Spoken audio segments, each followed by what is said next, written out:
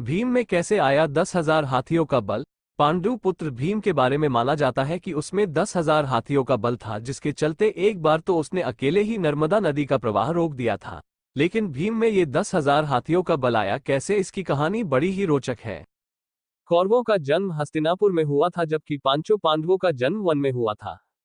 पांडवों के जन्म के कुछ वर्ष पश्चात पांडु का निधन हो गया। पांडु की मृत्यु के बाद वन में रहने वाले साधुओं ने विचार किया कि पांडु के पुत्रों, अस्थि तथा पत्नी को हस्तिनापुर भेज देना ही उचित है।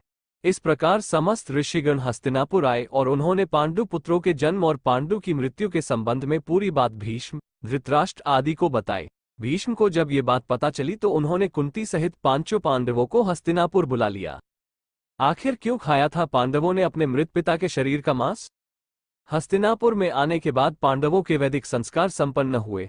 पांडव तथा कौरव साथ ही खेलने लगे। दौड़ने में, निशाना लगाने तथा कुश्ती आदि सभी खेलों में भीम सभी धृतराष्ट्र पुत्रों को हरा देते थे। भीमसेन कौरवों से होड़ के कारण ही ऐसा करते थे, लेकिन उनके मन में कोई वैर भाव नहीं था। परंतु दुर्योधन के मन में भीमसेन के प्रति दुर्भावना पैदा हो गई। तब उसने उचित अवसर मिलते ही भीम को मारने का विचार किया। दुर्योधन ने एक बार खेलने के लिए गंगा तट पर शिविर लगवाया। उस स्थान का नाम रखा उद्क्रीडन। वहां खाने पीने इत्यादि सभी सुविधाएं भी थीं।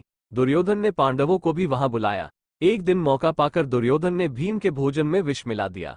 विष के असर से जब भीम अचेत हो गए तो दुर्योधन ने शासन के साथ मिलकर उसे गंगा में डाल दिया।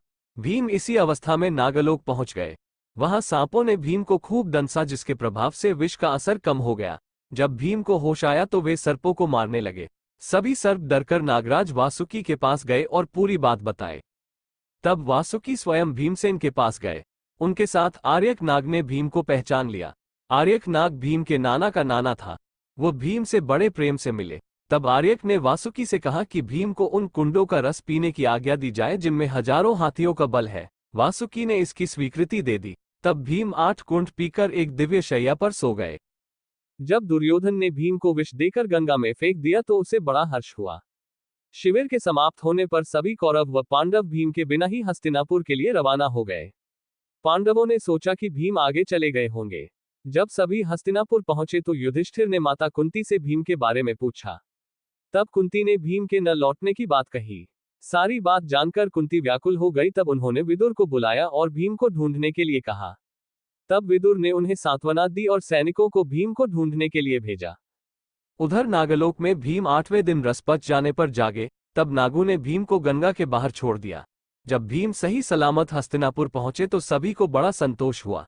तब भीम ने माता कुंती व अपने भाइयों के सामने दुर्योधन द्वारा विष देकर गंगा में फेंकने तथा नागलोक में क्या क्या हुआ ये सब बताया। युधिष्ठिर ने भीम से यह बात किसी और को नहीं बताने के लिए कहा।